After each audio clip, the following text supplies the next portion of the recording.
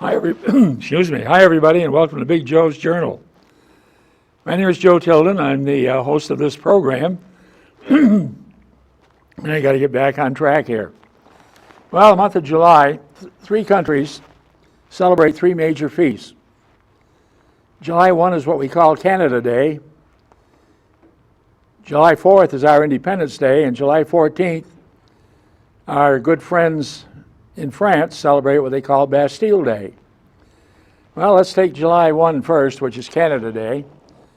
Following World War II, Great Britain had enough sense to realize that the British Empire was history.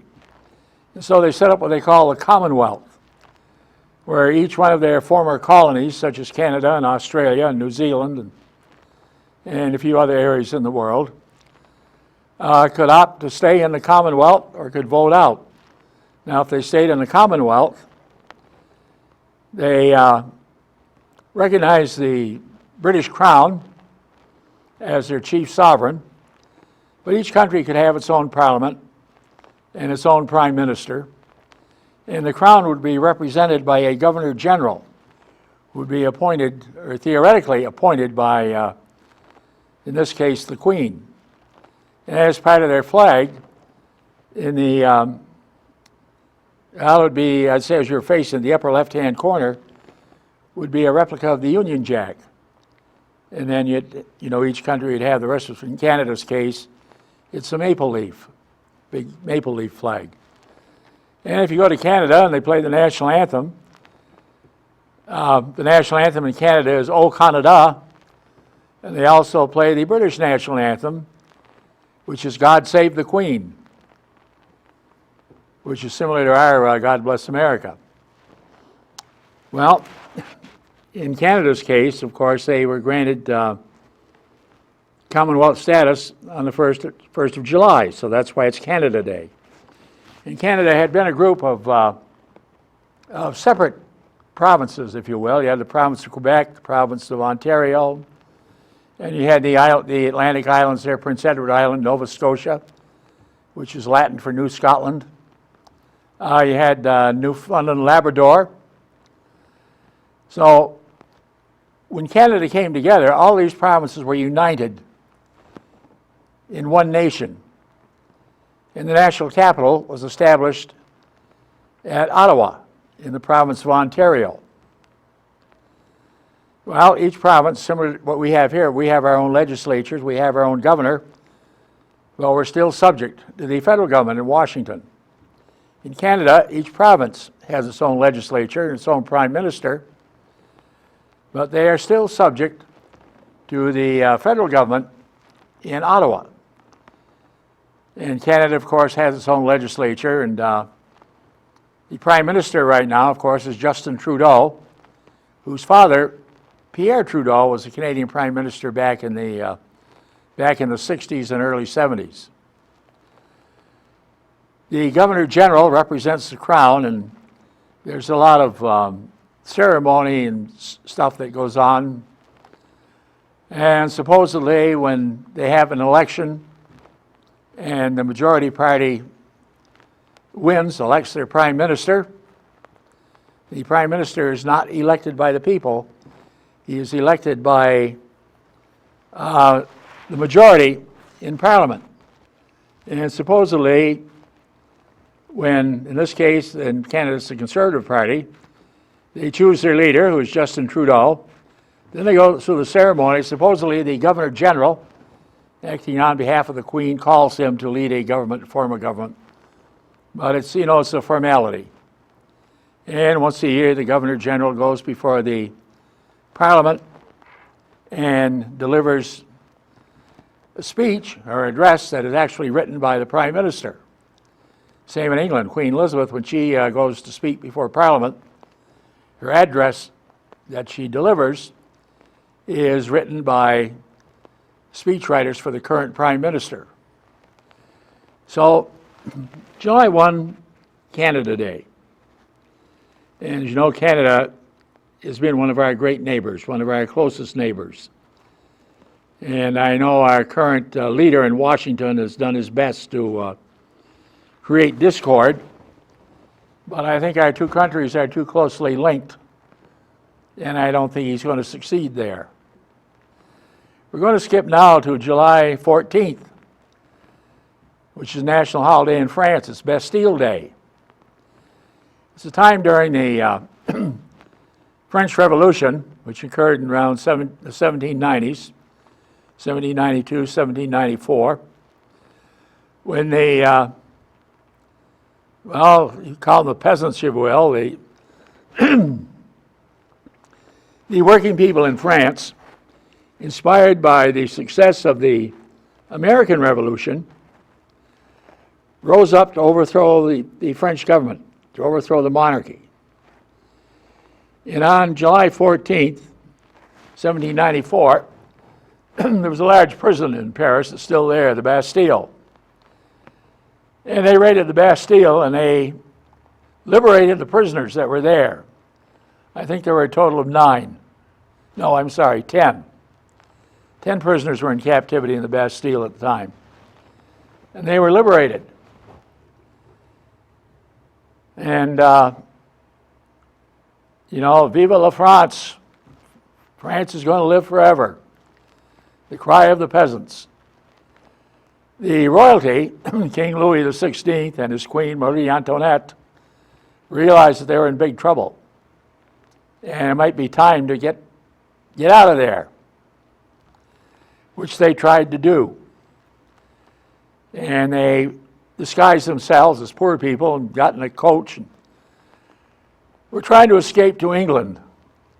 And they were apprehended by a group of revolutionaries, brought back to Paris, imprisoned in the Bastille, and were both beheaded. France had a killing machine called the guillotine, known to the good people of France as Madame Guillotine. And she took off the head of Louis XVI and then followed that with the head of Marie Antoinette. Charles Dickens, probably his second greatest literary work, was a work called The Tale of Two Cities. The two cities, of course, were London and Paris. It was written about the time of the French Revolution. Many of the French nobles that could escape sought refuge in England, as Louis XVI and his queen were trying to do at the time. And Charles Dickens wrote a love story, and it's some time since I read it. It used to be mandatory reading when you were taking an English course in high school. As I recall, I think it was my sophomore year, we read The Tale of Two Cities. Charles Dickens' other great novel, and even more famous, is A Christmas Carol. And you know, he created a character, Ebenezer Scrooge, who was one of the great characters that comes down to us during the Christmas season. He's the embodiment of stinginess and tightness and society's cruelty to the common man. And of course, through the visit of three spirits, Christmas past, Christmas present, and Christmas to come, old Ebenezer is converted and becomes a great observer of Christmas, and all of a sudden he becomes very, very generous to the poor. In that particular thing, there's a line right at the beginning that I always liked. Ebenezer's on his way to the counting house to count up his money, or how he's doing in stocks and so forth.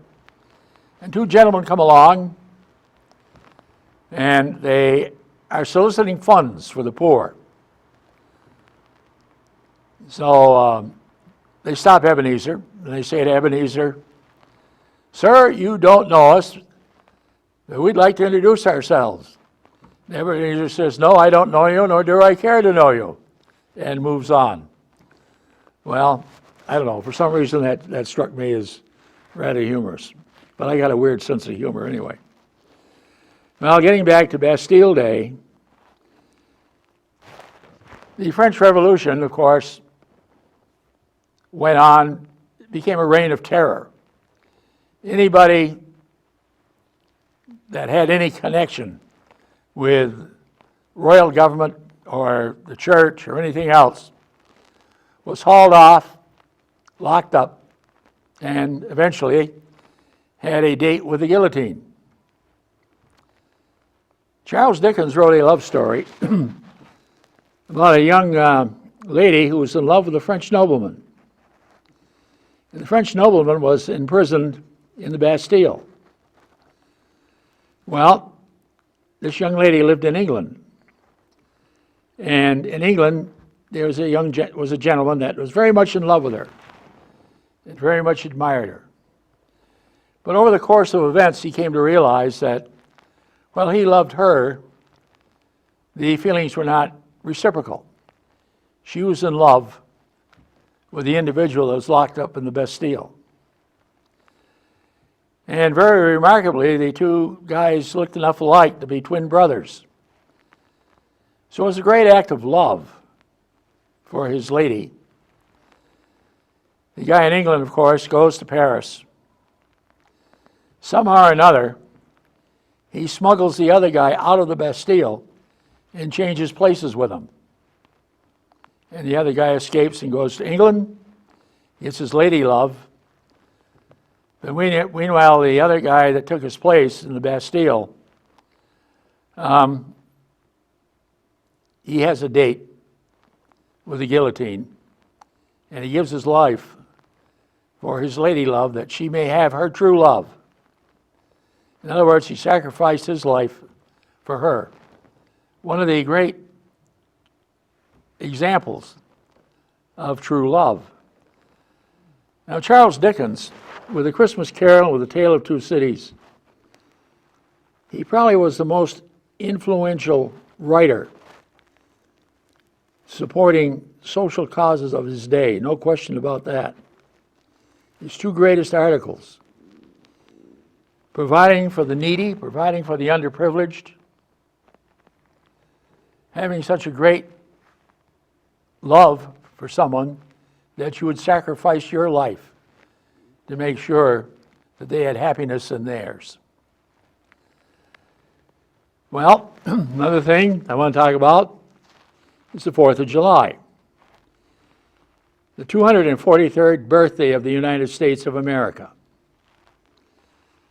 As you know, the country was born actually in Philadelphia. Declaration of Independence was drawn up by the author being Thomas Jefferson.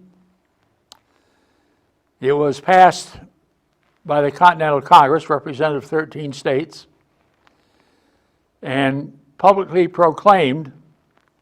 It was actually passed on the 2nd of July. On the 3rd of July, copies of it were made to be spread to different parts of the 13 colonies. And of course, it had to be done by horseback. On the 4th of July, the Second Continental Congress met in session and by unanimous vote passed the Declaration of Independence and declared that the 13 colonies were going to go for broke and were going to become an independent nation, separate themselves from the mother country. Well, it took time, of course, for copies of this declaration to get around to various areas. On the 8th of July in 1776, General St. Clair, who was the commander of the Continental Army at Fort Ticonderoga and also at Mount Independence in Orwell, Mount Independence had been known as Rattlesnake Mountain because of the large population of rattlesnakes that exist in that area and still do. So he read the Declaration of Independence to the folks at Fort Ty on the morning of July 8th, and then crossed Lake Champlain and read the Declaration to the 4,000 troops stationed at Mount Independence on the afternoon of July 8th. Well, this past weekend, July 6th and 7th, reenactors commemorated the Battle of Hubbardton. Now, the Battle of Hubbardton took place the following year in 1777 on July 6th and 7th. And it was a battle, of course, that was won by the British. The British came down, captured Fort Ticonderoga under General John Burgoyne, a very, very large British force coming down from Canada, down Lake Champlain. They took Fort Ty, then they crossed the lake, and they took Mount Independence.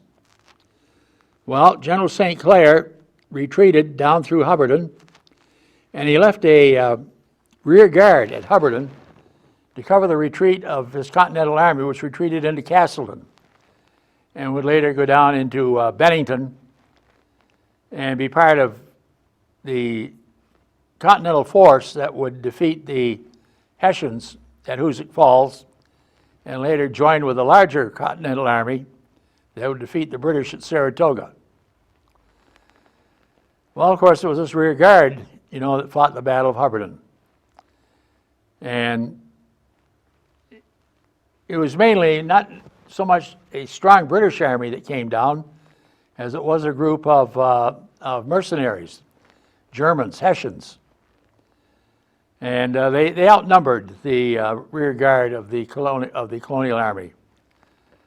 And the colonial army was forced to retreat. And when they did, they had many wounded. But while they had to leave their dead on the battlefield, the wounded, they retreated and they couldn't go south because the road to Castleton had been blocked off. So they went east. And they retreated over some very, very hilly terrain. And how they did it, only God knows. But they made it all the way into what is now Pittsford. And those of you that travel Route 7, you'll see a monument up there. It's called Fort Defiance, where Fort Defiance was. And they managed to make it to Fort Defiance, where they regrouped and later would join the regular Continental Army in Bennington, or the army under the command of Colonel John Stark of New Hampshire. Well, July 4th, a lot of celebrations going on, every small town in America, fireworks and everything else. And every year there's a celebration in Washington. They have a parade, and then in the evening, they have a large national concert. Well, unfortunately this year, the nincompoop that occupies the White House decided he was going to glorify himself. And so he organized this big, big celebration to celebrate him. And where he was going to, the high point, he was going to have it in front of the Lincoln Memorial, as though he even comes close to being the man Abraham Lincoln was. A shame and a disgrace. Cost the country a fortune. For the Park Service, they had to divert $2.5 million that was needed to do renovation work in other national parks and bring that in to help pay for Idiot's Party on the 4th of July. The only, I'll say two networks carried this big celebration. One, of course, was Fox. Fox, you can't believe anything you see on Fox anyway. But they carried the celebration. And also C-SPAN, which carries just about anything going on in Washington. I have some videotapes at home from World War II that were made by Time Life years ago. And just for the heck of it, I ran some tapes of Adolf Hitler back in the 30s when he was coming to power, after he'd seized power in 1934. And these rallies that he held to glorify himself. And he's standing there, pompous, and they hear, hey, Heil Hitler, and you've got all these Nazi flags and everything going around. And I happened to watch a little bit of the thing on Fox, and it's raining, and who is standing there in the same pose as Adolf Hitler, but Donald Trump? And I said to myself, Hitler ain't dead. He's come back to life in the person of Donald Trump. This man standing there in that same pose that Adolf Hitler had, that same pompous ass pose. He's not the United States of America. He's a disgrace to the United States of America. The United States of America are all those courageous people that have fought for our freedom over the years. They are America, not Donald Trump. Donald Trump reminds you of anything, it's Nazi Germany. You look at our concentration camps we have for folks seeking freedom, fleeing their own countries, where they're harassed by crooked governments and by crooked gangs, living in fear. They're seeking security, they're seeking freedom. They come trying to get into the United States, and what happens? They have their children taken away from them. They're imprisoned in what we call detention centers. One such situation, there's so many people crowded into one area, they don't even have room to lie down. They're so packed in. And I saw in the paper a while ago that the current administration is reopening an internment camp in Oklahoma that's been closed since the end of World War II. At that time, it was a military base, and it was used to house Japanese Americans who were interned during World War II, which was a huge error on the part of the United States. But this camp is being refurbished. And what's it going to be? It's going to be an internment camp for children taken away from their parents at the border. You know, a little over a week ago, when my 12-year-old little beagle, Loka, passed away, I felt heartbroken. I cannot begin to fathom the grief and the fear and the horror that these parents must have at losing their children, having them taken away from them. And now they're going to be housed in an internment camp in Oklahoma. That's not the way to handle that situation. That's the way Nazi Germany did in World War II, when we had Auschwitz, and Belsenbergen, and Treblinka.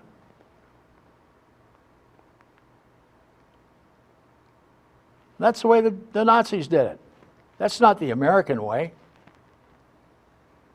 And yet, we're going to open this camp. Our government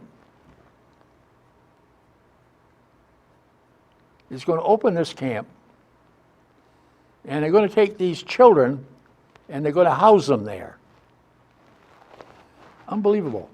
You know, I never thought I'd live to see the day when this country would emulate Nazi Germany. And I'm seeing it today. Folks, 2020, get out and vote. We've got to make a change. We cannot afford another 4 years under this current administration. We just cannot. And right now, he's trying to provoke a war with Iran. We don't need a war with Iran. We don't need to launch rockets and kill thousands of people. That's not the American way.